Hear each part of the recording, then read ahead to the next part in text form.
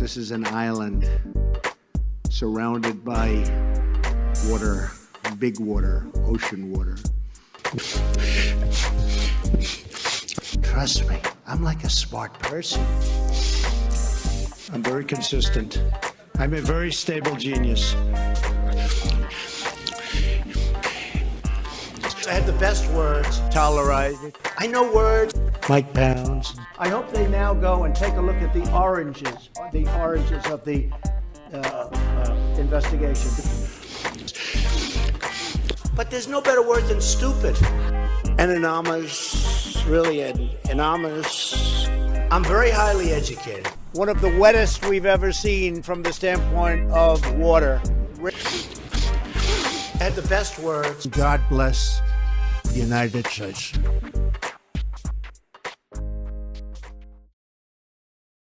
Now witness the firepower of this fully armed and operational battle station. Can't let that happen.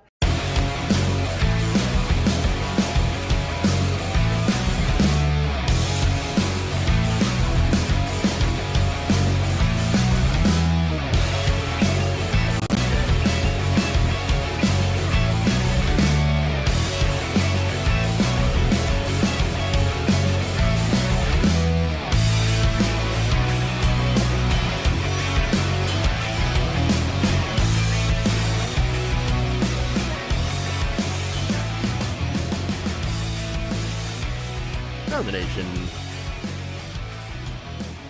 Waldorf Nation.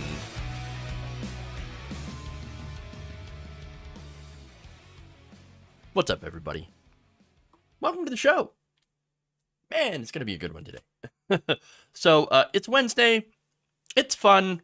We have George Santos, which is a awesome story, hilarious. I love it. We're gonna have some fun with that one.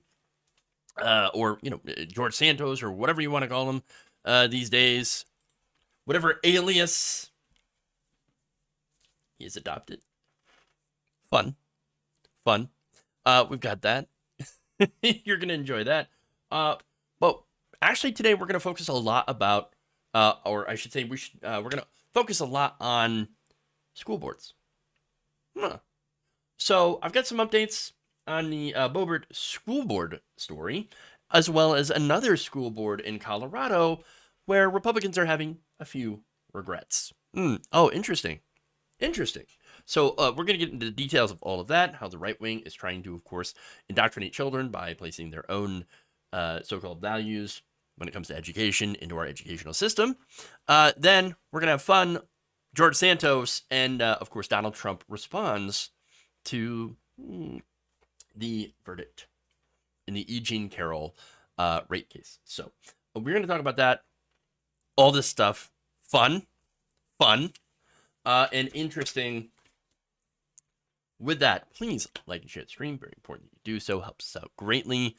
Weirdly enough, our here we go. Restream is just very, very low today. Not working. Not working at all. I don't know what the hell's going on. So yeah, our restream is just completely messed up. Not showing the correct numbers here. But anyway, the show must go on as usual. Just have to say, there's insanity in the control room. Who's got a hammer? Who's got a hammer? We need a hammer here. Okay. Again, lots of stuff to talk about though. So we dive right into it. Fun.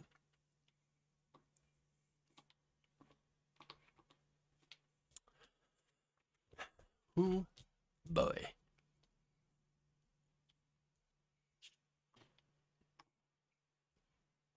So in the last Congress, my friends and I, we have a group called the Freedom Caucus, because after all, that's why we're there, for freedom, for your liberty. That was Representative Lauren Bobert speaking to a captive audience of high school and middle school students at Dolores Secondary in Colorado. In something that was not supposed to be billed as a political speech that sounded pretty political And there are more video clips to go around. In exclusive video obtained by myself, Bobert made a highly divisive political speech that was designed to be a campaign speech, more of a campaign speech than a civics lesson, which again is the stated reason why she was apparently there. Now, I'm going to go into the next video here, and basically she's going to explain how the government is at fault for stealing the children's freedom. All 5 of these rights were infringed on each and every one of you in the name of the pandemic. It's very, very unfortunate. In fact, we have a subcommittee that we've created in Congress to go after the origins of COVID-19, but even further than that, government's mishandling of COVID-19. Government, bad. Government took all your freedoms. By the way, the 5 freedoms that she talked about, some of them included your freedom of speech, apparently, your freedom of religion, the freedom of the press, assembly. That was taken in the name of COVID. Oh, the same COVID that killed over 1 million Americans and would have likely killed more had there not been some sort of, albeit what we had, limited lockdown measures. Even so, those limited lockdown measures did actually also save some lives. So, but again, in the video of her speech, she talks about how businesses were shut down. It's the standard Republican fare. This is, again, no different than a campaign speech, which makes it so absolutely galling. She said, well, the churches were shut down. Okay, the reason is that people were dying. People were dying of COVID, and we're trying to figure out, how do we stop more people from dying from COVID? Just saying. Now, members of the right, including Lauren Bobert, believe that temporary closing down church services was a violation of the First Amendment, which, of course, allows the free exercise of religion. That's actually not true. There's actually nobody that is preventing anyone from having personal religious services, for example, at their own house, or setting up a Zoom meeting for church services. That's certainly something that you could do, and you could do so safely in your own home. The government was not preventing the practice of religion. It was trying to prevent the spread of a virus that was getting a lot of people sick.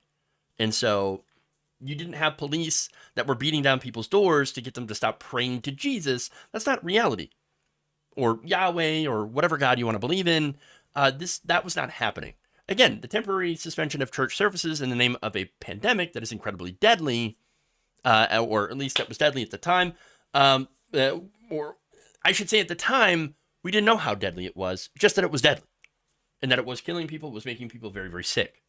And so, yes, the government was right to do these temporary measures to try to save people's lives until we figured out, first, how the virus is transmitted, and also to come up with mitigation measures, okay? And so that's, again, not the same as banning religion or an attack on the First Amendment. As far as assembly, of course, the freedom to assemble.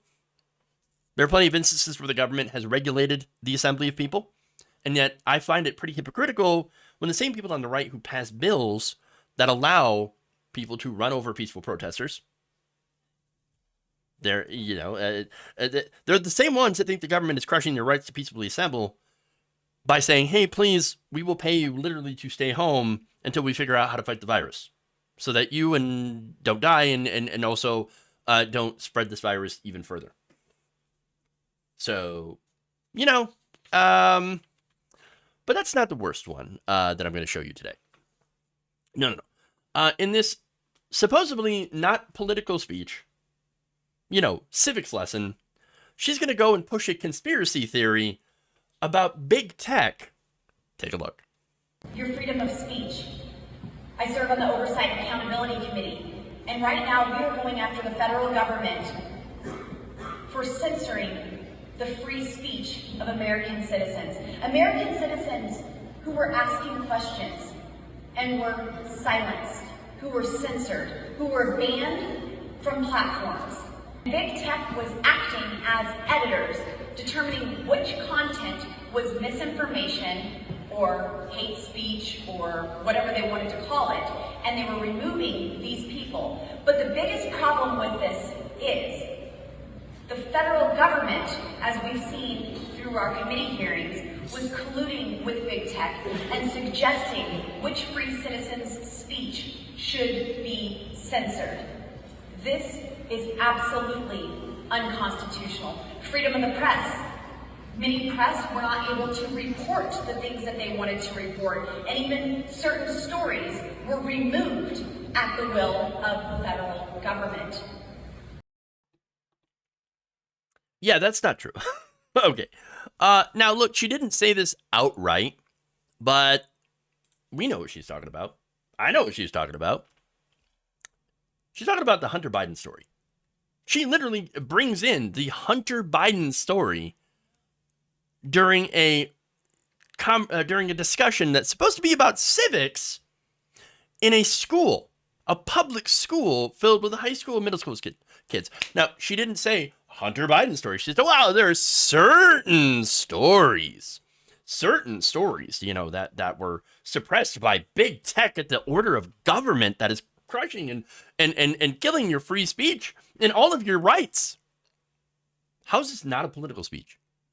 No, it's totally a political speech. 100%. Now, look, the Hunter Biden story, by the way, was removed from Twitter, but not at the order of the government, but because the former owners of Twitter, before it became the property of Elon Musk, thought it could be Russian disinformation. The FBI had put out a general notice to everybody, hey, watch out for Russian disinformation during the election. Now, Twitter said, oh, well, this looks like it's got the hallmarks Russian disinformation, so I guess we'll pull it from our platform. Was that the right thing to do? No, but it was Twitter's ability to do so. They're a private platform. They're allowed to do that. Literally under the First Amendment.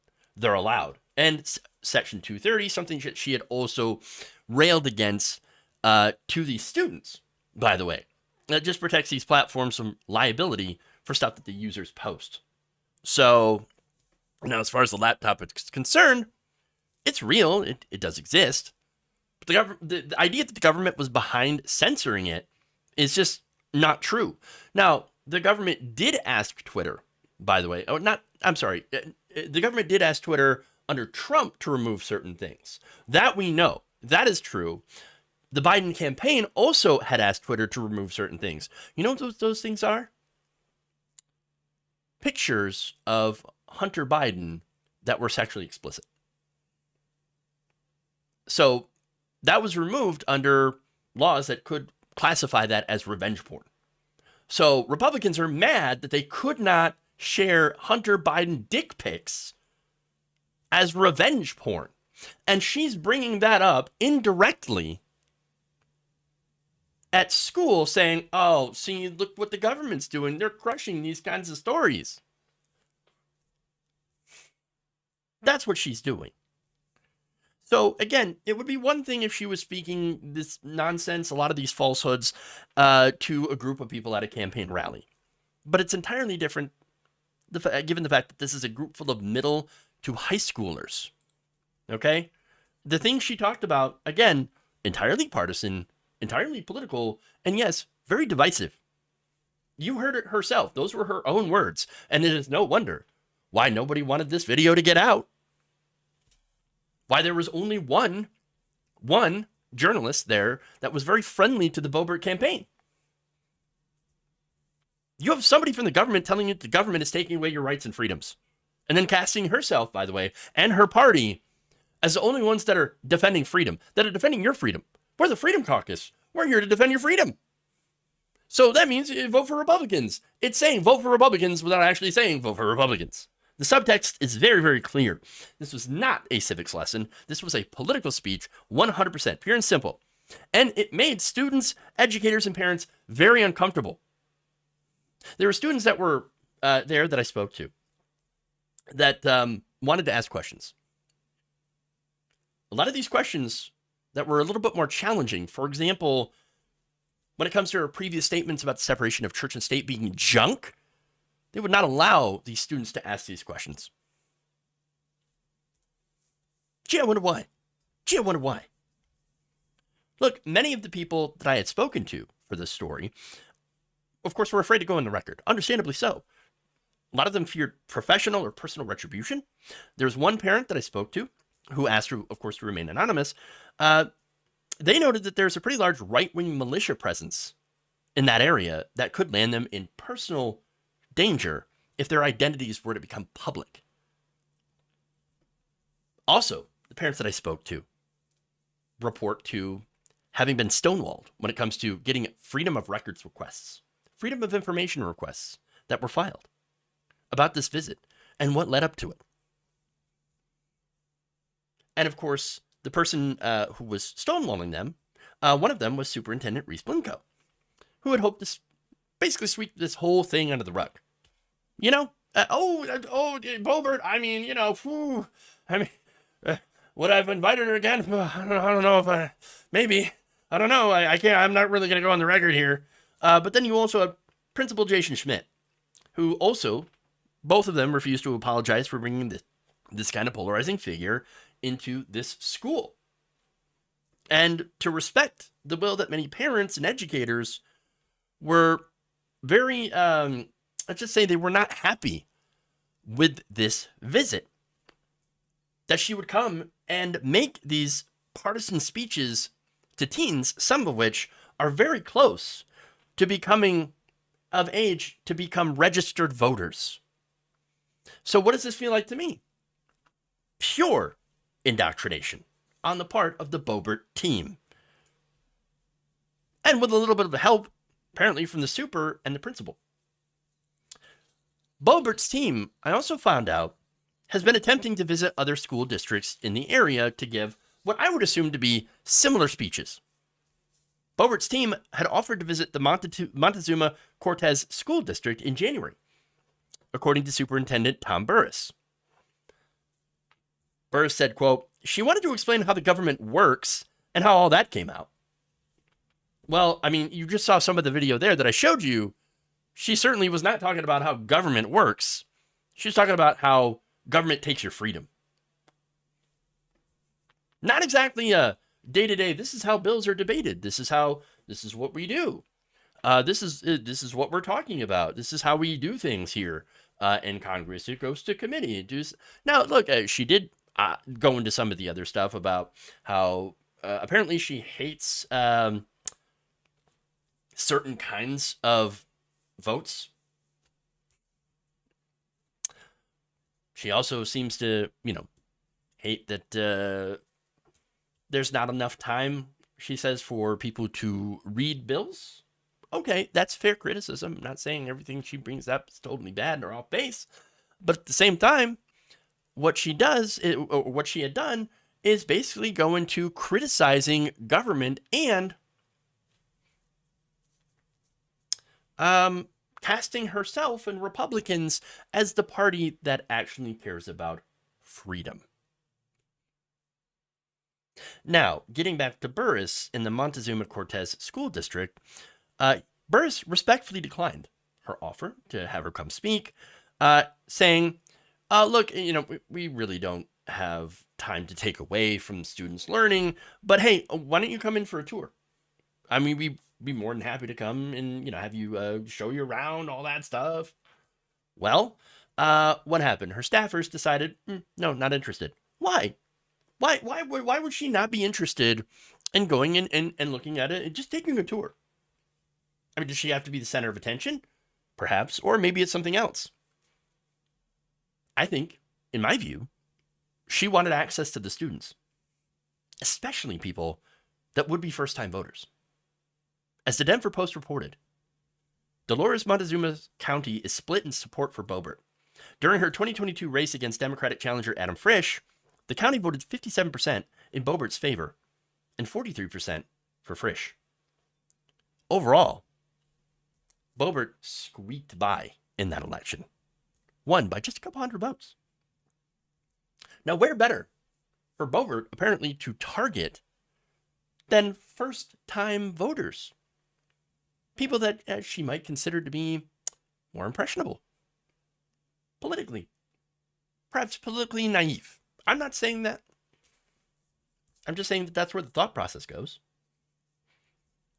where better to get them from voters that she is convinced or made convinced that the government hates your freedom.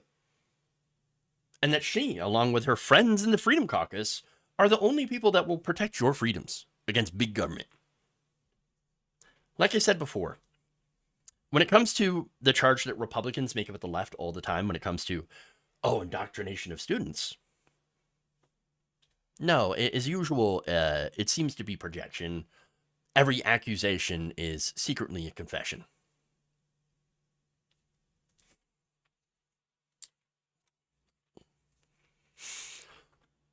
Okay. Moving on. Let's go to more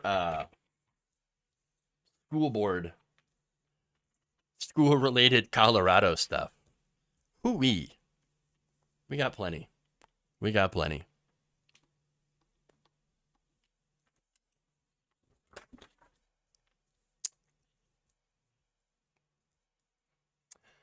Last year, voters in Woodland Park, Colorado, voted in an extremely conservative school board. And now some of them are having some regrets. So why would they have regrets? Well, it turns out when this MAGA school board got into power, they made some changes that were controversial. Woodland Park, apparently, according to NBC News, is now the first and only district in the country to adopt some new standards called the American Birthright Social Studies Standard, which is, again, incredibly controversial. Now, this was created by a right-wing advocacy group whose big warning is that your liberty is being slowly whittled away, steadily whittled away. Ah, yes. So now, before we get into the parents, what is the American Birthright Social Studies Standard and why is it so controversial? Well, according to the people who created it, it is a general framework that focuses on inculcating 4 basic disciplines: history, geography, civics, and economics. Well, okay, so far, totally fine. Oh, but then they go into saying it's those 4 basic disciplines which are free from ideological revisionism to craft curricula that transmits the teaching of American principles and practices, as well as the key tenets of Western civilization more broadly, to students. What Western civilization? Are we? Is that what we're talking about? There's more. These standards resolutely reject the teaching of critical race theory, of course, action civics, civic engagement theories, and other methods of social studies instruction that substitute vocational training in progressive activism for classroom instruction and actively promote disaffection from our country. Sounds a lot like indoctrinating into America's 100% great. It's always been great. It's never done anything wrong in its entire existence. America.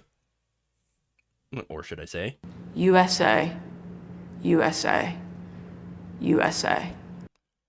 But wait, admitting the faults of our country, the bad things that we had, the black marks in our past, is the best way of actually not repeating those terrible things. But, apparently, they don't want to not repeat those things. Interesting. Now, according to the National Council for the Social Studies, they warned that if implemented in schools, these suggested standards and other methods of social studies, would have damaging and lasting effects in the civic knowledge of students and their capacity to engage in civic reason and deliberation. So, basically, American Birthright Social Studies standards would be more harmful, damaging and lasting effects on the civic knowledge of students and capacity to engage in civic reasoning and deliberation. Now, the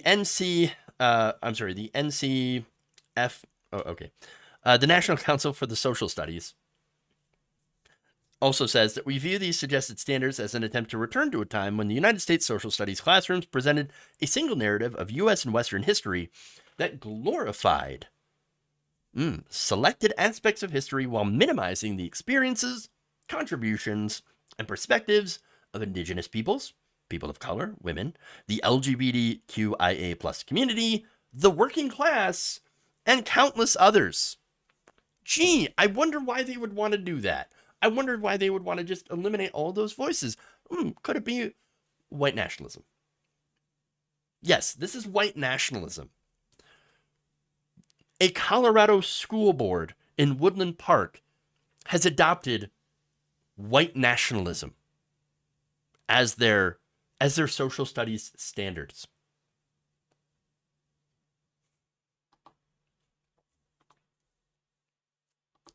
I mean, the Republican Party's racist. There it is. There it is. Party itself, those people, those extremists that were voted into the school board, this is one of the things that they did. Now, the National Council for the Social Studies also continues by saying the writers of the suggested standards use outdated language, have a clear political motive, and promote content and approaches to social studies and history education that do not align with those recommended by experts in social studies content areas. But see, what they're doing in this particular area, which is heavily Republican, by the way, is they're using it as sort of a petri dish, testing out these very, very right-wing, fascistic, educational frameworks. So now that was one of the first things that they did. The board also then hired a new superintendent. Now, this superintendent was also previously recalled from a nearby school board after pushing curriculums that would promote positive aspects of the United States. Now, why would that be a problem here? Well, if you're only promoting the positive and leaving out some of the, again, negative things that have happened in this country, in our nation's history, then you would not be actually educating children. You would be doing propaganda. It would be no different than what they do in North Korea, or what they did in the Soviet Union, or what they would do in all of these authoritarian regimes. Is that what you want? Do you want an authoritarian regime? Oh, well, the answer is yes. Yes, they do. Now, the board approved the community's first charter school also without public notice and gave the charter a third of the middle school building. That's another thing that they did, showing how that they are indeed authoritarian. Oh, but there's more. Now, the student superintendent, Ken Witt, also refused to reapply for grants that would cover the salaries of counselors and social workers at the schools. As a result, many teachers at the school objected to that move and pointed to a recent murder-homicide in the district that showed how important it was to have staff members capable of attending to students' emotional well-being. They were told in response by Witt that the counselors and social workers had failed to prevent that from happening, and so therefore, hey, look, obviously it didn't work, so we're just going to get rid of them. Wait, what? Okay, what does that say about thoughts and prayers then? Every time that there's a mass shooting in this country, Republicans say, thoughts and prayers, thoughts and prayers. Well, okay, and then, by the way, they also loosen gun laws more in Republican states, which leads to more shootings. Well, with that logic, then, shouldn't we get rid of the thoughts and prayers and do more gun control? Hey, that's using your own logic, man. Which that makes a lot of sense. Obviously, it's not working, right? It's not working. No. Here's the thing. As a result of these changes, an estimated 40% of the high school staff will not be returning the next school year. So that's disastrous. Now, if this area has any LGBTQIA plus students that happen to rely on school counselors for help because there is bullying, there is higher rates of suicidal ideation among those groups, they're not going to be able to get the help that they need from these school counselors. But Witt does not give a damn. In fact, at Gateway Elementary School in March, he told staff members that he's going to prioritize academic achievement, not your emotions. Quote, "We are not the Department of Health and Human Services."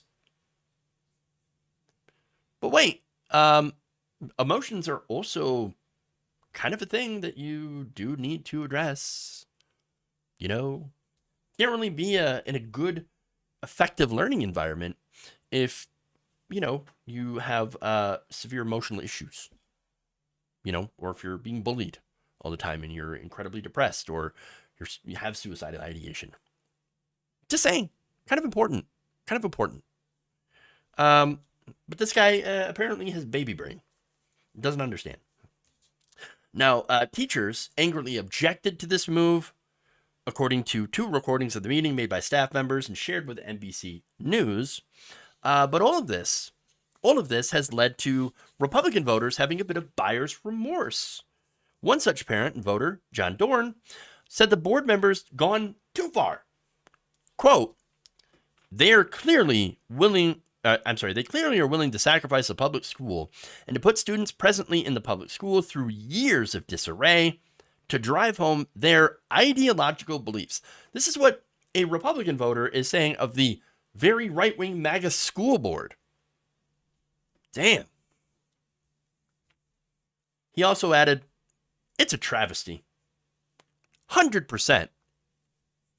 Another parent, Amy Schumer, once again, another Republican, this is a very heavily Republican area, told NBC News that the decision to adopt the fascist American birthright, quote, they're trying to push a certain agenda down to these kids.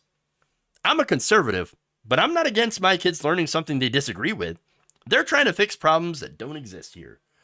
Well, I mean, that's kind of what Republicans do everywhere. Look at all the trans bans in places where there aren't even any transgender students. But it doesn't matter. They're going to ban transgender people from playing school sports anyway, even though they don't have any. They're all about looking for problems that don't exist and then fixing them. Now, another person, Craig Johnson, father describing himself as a pro-life, gun-loving native of Woodland Park, America. You know what he did in response to this MAGA takeover? He's like, I'm going to get my kids out of this school. School sucks. He ended up transferring 3 of his children to a neighboring district that was not controlled by a pro-MAGA school board. Oh, weird. Now, that district, by the way, said that 47 students from Woodland Park are transferring there in the fall. Johnson said he was particularly bothered the district's leaders thought mental health was best left for parents to address at home. Quote, so don't tell, there are a lot of kids for whom home is a problem place, unfortunately, Johnson said. So don't tell me mental health starts at home when we have examples of parents murdering at home. Oh, well, damn. Look, I can't agree. I can't disagree. Yes, mental health, kind of a big issue, kind of an issue that we should have professionals there to assist with. It's also why, in my opinion, we should have universal health care, which includes mental health. But then again, maybe those same parents might hear that and be like, you Pink-haired communist. can't do that. Or Can't let that happen. But I don't know. Maybe I'm being a little too tough on them because generally, I agree with their sentiments on this, and I am actually really, really happy to see them speak out. And I give them credit for that, for saying, "Oh wow, this is not what we signed in for." Holy crap! Now that's some of the parents, but again, you had students and teachers that also are not happy with the new board. In fact, Woodland Park students had staged a protest against the hiring of the superintendent, Mr. Witt, on the morning of December 14th of last year, following a private meeting in which, under Colorado law, must be open to the public anytime 3 or more members of the board gathered to discuss the district. In that case, there were 3 or more members of the board. 2 days later, they made the decision to hire Witt, but would not allow for this to be public. Now, there's, security camera footage, which right now they refuse to have it released, citing security concerns. Oh, yes. In fact, the district argued in response to a mother's lawsuit that the conversation was of a personal nature. Now, Teller County District Court Judge Scott Sells disagreed and said that he found it troubling the lack of transparency by the school board and the school district itself. Sells ordered the video to be released publicly, but the district has appealed and the case is currently pending. Now, the massive, massive lack of transparency. You can see that. And look, as a result, I told you 40% of the staff will not be returning. You have a lot of teachers, you have a lot of officials that have either quit or been terminated as a result of this school board and this massive MAGA takeover. Well, how did it happen? Well, it happened because, people really generally don't focus on school board meetings. And there's been a very focused effort by the right wing to take over these school boards and then to use them as places where they can attempt to indoctrinate students. That's what it's about. They're coming in, they're gunning, education, rules, they're turning public schools into charter schools, they're pushing right-wing ideology onto the students. And even though there are Republicans who voted for these board members, now they're like, wait a minute, no, oh my God, what have I done? This is not what I voted for. But it is. It is, unfortunately so. I mean, that's the result of your vote. Now, that said, these board members have shown that they don't care about transparency, so maybe they were playing hide the ball. And there are also, by the way, think tanks and groups that have come up with some pretty Orwellian language in order to hide their actual objectives. So a lot of people don't really understand, patriotic education. No, it just teaches that America is great. I love America. Well, America good.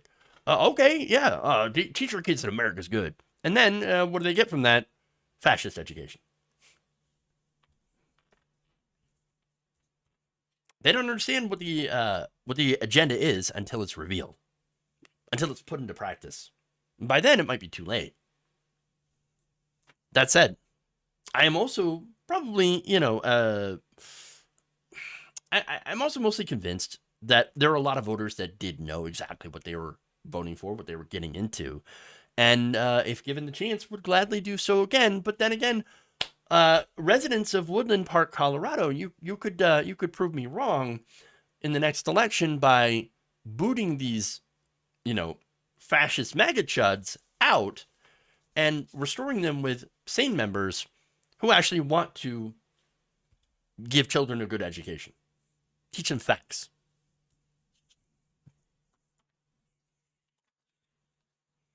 I love when people get what they vote for and shocked that they got what they vote for. But it also brings me back to the leopards that eat people's face.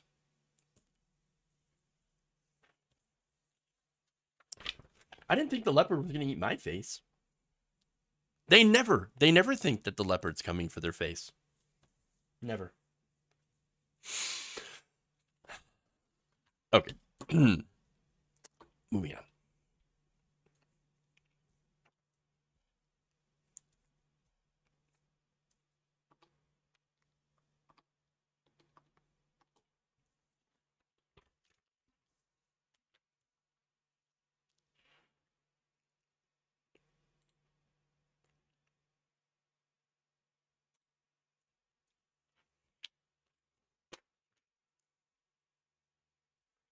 Weirdos in here like, oh yeah, what about Hunter Biden's chance? I don't give a goddamn about Hunter Biden. His personal life. Like, shut up. Like, nobody cares. Nobody cares again, except for weirdo right-wingers. They're like, I want to see Hunter Biden's dick pics. What? You're not a normal person. Get out of here. What's wrong with you?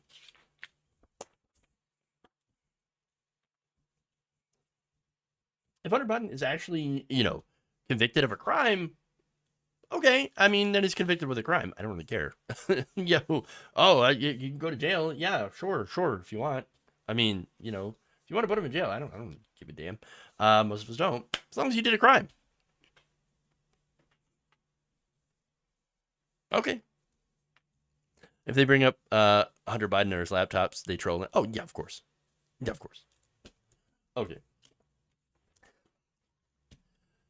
What does Hunter Biden have to do with anything? Nothing, but they're obsessed. They're obsessed. They just want to see, they just want to have the ability to spread pictures of his cock. Tallywhacker. Testicles. That's what they want. That's what they want. It's weird. Spammer want to see Hunter's dick pics. True. True. Okay. Yes, they're hungry. Hungry for those picks. Okay. Let's move on to George Santos, because this is fun.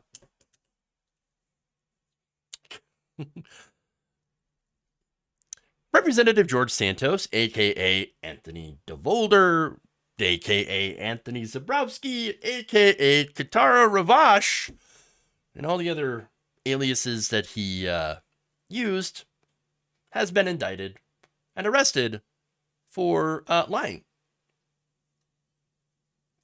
To which I say, of course. Wow. Here we go. Wait. Ladies and gentlemen, we got him.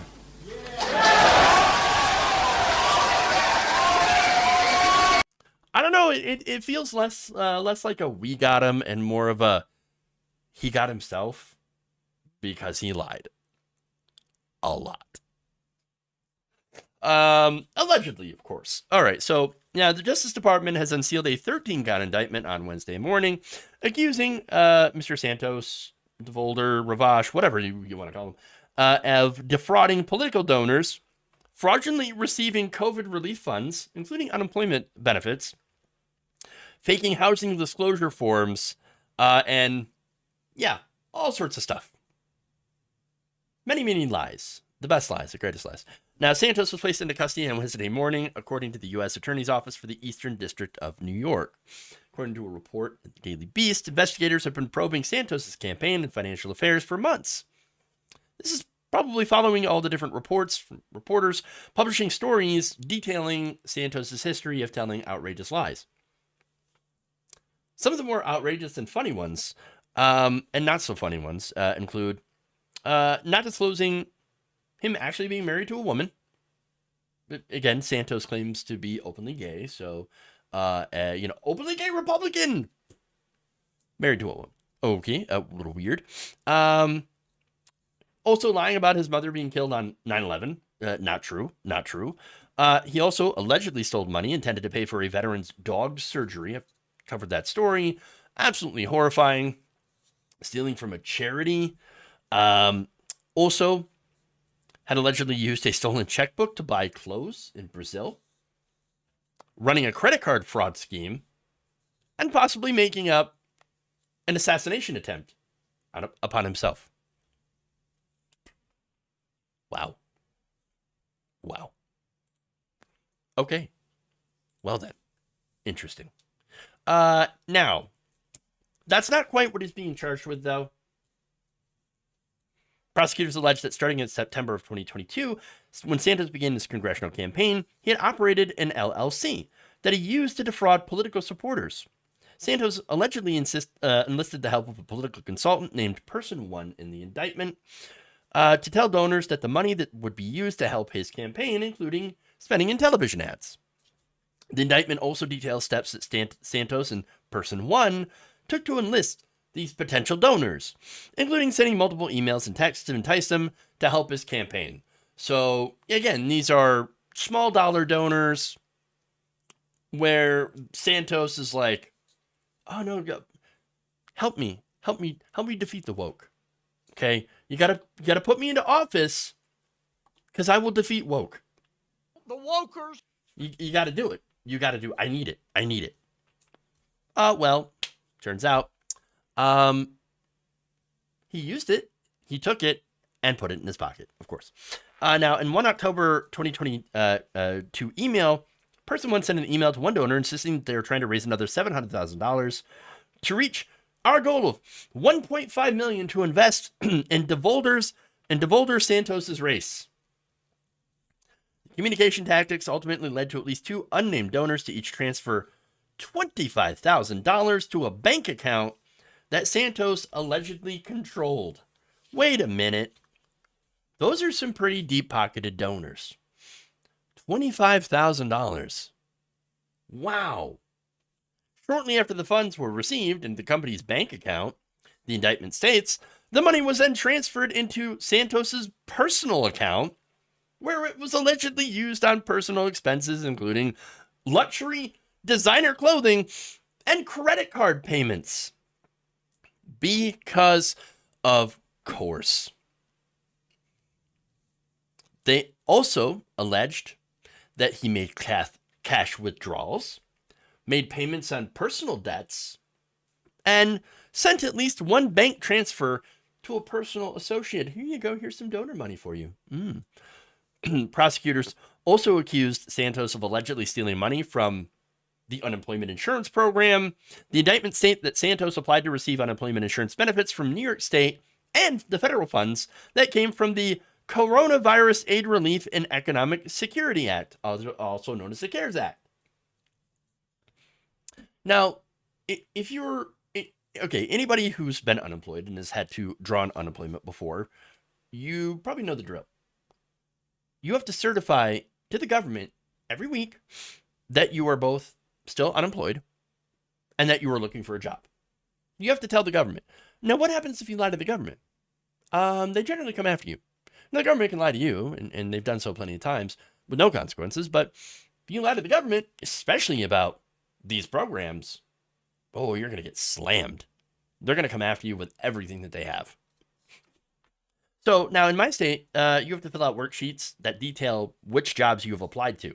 There's a lot of paperwork, there's a lot of tracking, as a lot of hoops to run, to jump through in order to get money from the government. To anybody saying, oh, it's so easy to get money from the government, I tell you, no, it's easy when you're a scam artist who is rich. It's so much more easy to just hire a bunch of lobbyists and, have them lobby the government to give you money in the form of, tax cuts, subsidies, than it is for an average person to scam the government out of an additional $300 in unemployment benefits a month. And you're much more likely to get in trouble for scamming unemployment than you are just outright doing corruption and buying the government. But there are still ways that you can get in trouble with that. If you're a foreign lobbyist, for example. Now, at the same time he drew unemployment benefits, Santos was actively making $120,000 a year as a regional director at an investment firm headquartered in Melbourne, Florida. Oops. Santos also lied on federal disclosure forms about how much money he was actually making in his House of Representatives financial disclosure paperwork, claiming that he had made $55,000 from his second company, a higher number that disguised how much he was actually getting paid by the Florida investment firm. In House disclosure forms, he claimed that he had earned a $750,000 salary, from his mysterious Devolder organization and received anywhere from $1 million to $5 million in company dividends, owned a checking account with $100,001 to $250,000, and had anywhere from $1 to $5 million sitting in his savings account. Those numbers, like everything else, not true. Bullshit. Making them up. Because, of course. Of freaking course. Now, this is the best part, though. I love this part. Santos was apparently surprised when federal prosecutors filed sealed charges in the Eastern District of New York on Tuesday. He told the Associated Press when approached for comment, quote, "This is news to me. You're the first to call me about this." I had no idea. Wow, what a surprise news. Well, I don't know where this is coming from. Golly gee, I had no idea that I allegedly perpetrated all this fraud. Stole all this money. Well, to be fair, if you're a scam artist and you lie constantly, especially if you're bad at it, you start to lose track of the lies. And for some of those lies, you actually start to believe them. That said, obviously, this has got to go through the legal process, as it should. But in my opinion, at the very least, this guy needs to be kicked out of the House of Representatives. I mean, just based on all the times that he had lied. Now, is Kevin McCarthy going to do that? No. So far, he's sticking by Santos saying, well, let's just see what happens, Let's just see what happens. Okay, man, you stick with this guy. It might be your political funeral.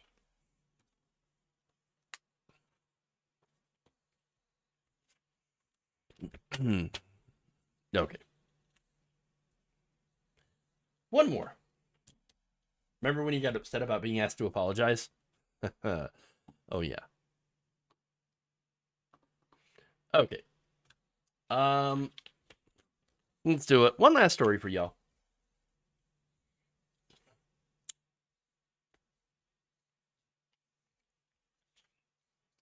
A civil jury in New York City found former U.S. President Donald Trump civilly liable for sexual abuse and defamation.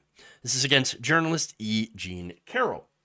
So after 2 weeks of testimony and just under 3 hours of deliberation, which is super fast, the 6-man, 3-woman jury awarded Carroll $2 million in compensatory damages, $20,000 in punitive damages for sexual battery, $1 million in compensatory damages, and $1.7 million for reputational repair. Oh, and $280,000 in punitive damages for defamation. All totaling about $5 million. Nice. Now, Carroll alleged that Trump had raped her in a dressing room of the Bergdorf Goodman department store in Midtown Manhattan back in 1996, and then defamed her when he denied this accusation. And he made some interesting denials. Never knew her. She's not my type. The jury, again, decided that he was guilty of sexual abuse and defamation, but did not conclude definitively that Trump had indeed raped Ms. Carroll. Nonetheless, the sexual abuse is pretty damning. Among the evidence presented to the jury was a recorded deposition in which Trump argued that famous people, that sexual assault by famous people, well, happens all the time. What's the big deal? Historically, that's true with stars. Well, if you look over the past million years, that's been largely true. Not always, but that has been largely true, Trump said when asked about his grab him by the P word. Let's just have Ben Shapiro take over this one. Wet ass P word. Yep, grab him by that. Okay. When you're a star, you can do anything, he said. He was then asked if he considers himself to be a star, and of course his answer was yes. When that was played, legal experts that were in the courtroom described total silence as the jurors watched the video. Lisa Rubin, MSNBC's legal analyst, said you could hear a pin drop. Yeah. Again, there he is basically admitting, oh, well, if you're a star, well, they let you do it. And I'm a star, so obviously they let me do it. Well, I mean, there you go. Apparently, according to legal experts, the video of that deposition was so damaging that may have been what decided the case here and what made this decision so easy to make. Now, Carroll's testimony, of course, was also incredibly strong. She, along with 2 of her friends, told jurors that she reported the alleged attack to them in the moments, day afterward. Jurors also heard from other victims of Trump, Jessica Leeds, a former stockbroker, who testified that Trump had abruptly groped her against her will on an airplane in the 1970s. And from Natasha Stoyanov, a writer who said Trump forcibly kissed her against her will while she was interviewing him for a 2005 article. And again, he's got over 20 allegations against him. So this is a pattern. It's a very clear pattern. And oh, look, they got him on it. They got him. Now, that said, Donald Trump did fly into a rage when it came to posting on Truth Social. I have absolutely no idea who this woman is. This verdict is a disgrace, a continuation of the greatest witch hunt of all time. Really? He had no idea who this woman is.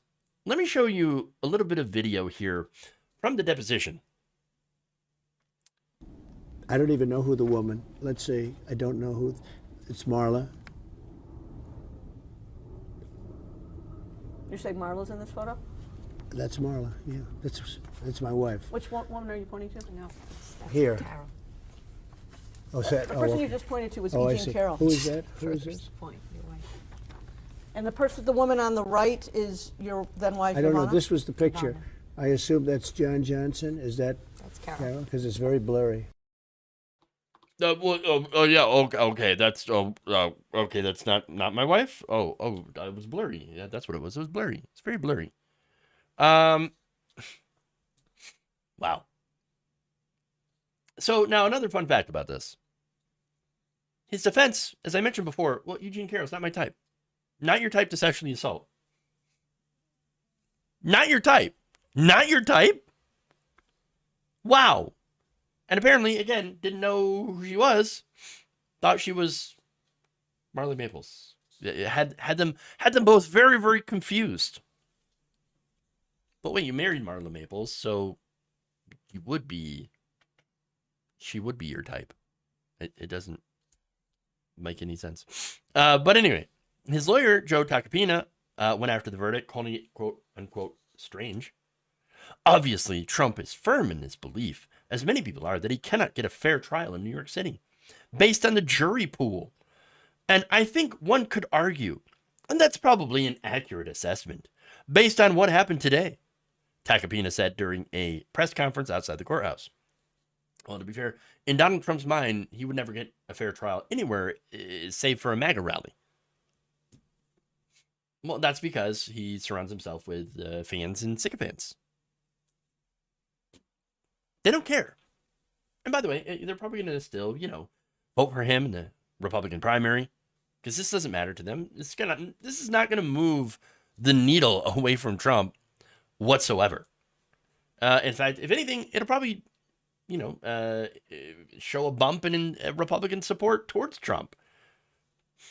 This is even after former Trump staffers, had said that he had a pattern of behaving inappropriately with women in the White House. One of them, Alyssa Farah Griffin, told CNN, quote, "I have countless cases of what I considered impropriety in the White House that I brought to the chief of staff because I thought the way he engaged with women was dangerous." Yeah. Well, I mean, that's kind of the overall point. He is dangerous. He's a predator, a sexual predator. Believes he's entitled to other people's bodies. And so, look, without the politics, though, because again, we're not going to talk about, is this going to affect his election? Is it going to affect his primary? Whatever. No, this is a big moment for victims of sexual violence. And that's the overall good point of this. That's what we wanted to see. Just that there's some sort of accountability, some sort of justice towards someone who is a predator. In this case, a convicted predator. Now, the women's rights group Ultraviolet tweeted this, and I think they're spot on here. "We're grateful to E. Jean Carroll for sharing her truth. We're in solidarity with her and survivors of sexual violence. We know that sexual violence and rape culture is all around us, often perpetuated or carried out by those in positions of power." Fame. E. Jean Carroll is one of the over 20 women that have come forward with stories of sexual assault by Donald Trump.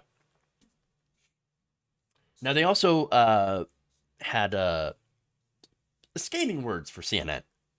Now, CNN, if you didn't know, they're planning a Trump town hall. Why? One can only know. But Ultraviolet thinks, it's about ratings, of course. Quote, "When media outlets like CNN give Trump a platform, they do a disservice to all their viewers. Contrary to the network's excuses, hosting a town hall with Trump isn't about hearing both sides. It's a brazen ploy to seize ratings." And I have to agree. 100%. Look, at the end of the day, it's pretty clear Donald Trump is a sexual abuser. Simple as that. He's got this lifelong pattern of entitlement. And that's just who he is. And it doesn't just apply to how he feels about women, but it also applies to how he feels about power and money. Thinks he's entitled to all of it, and that he's entitled to run this country. I don't think he is.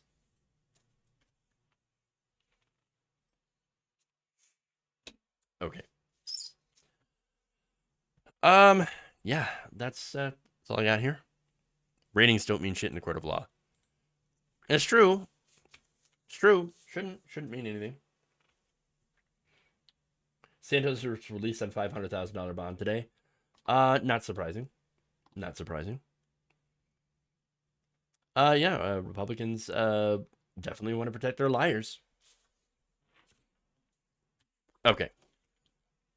So, let me read some member comments, super chats, all that stuff. All right, Gabby Mathis, thank you for the gifted 2 gifted memberships. Appreciate that. Jonathan Leiter, thank you for a gifted membership as well. Koru, thank you for gifting a membership. Jules T, thank you for gifting a membership. Member comment from Jonathan Leiter says, just when you think folks can't get any stupider, someone comes along to prove you wrong. You idiot. Stupid. True.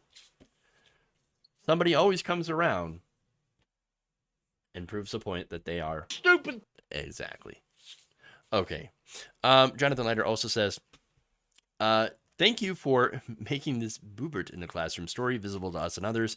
Keep up the great work. Well, again, I wouldn't have the story if it weren't for brave people that have come forward and shared these things at personal expense for themselves. So, again, I appreciate that. I appreciate, people reaching out to me and wanting me to share these materials. And so I have a lot of love and thanks for all those people as well.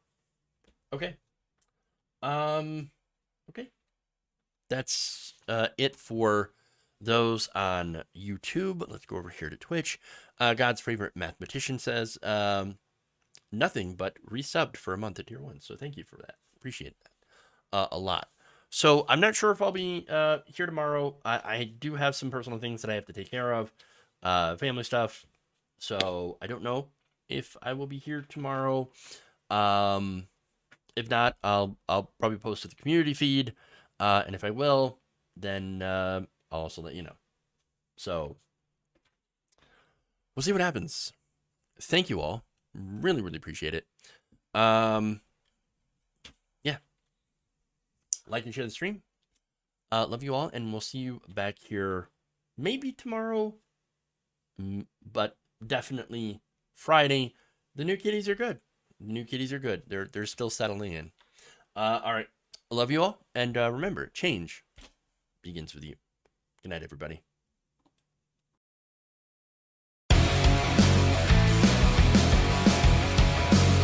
Who's got a hammer?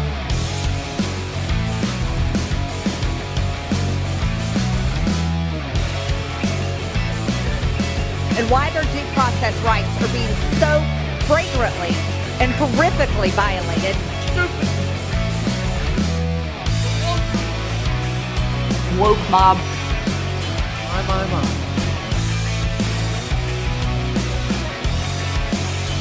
Just forget about the other.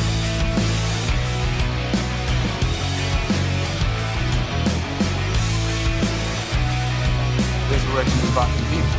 Oh my God. The minute. You're kicking me out the door. You're kicking me out the door. People are flushing toilets 10 times, 15 times, where the water rushes out to sea because you could never handle it. You idiot.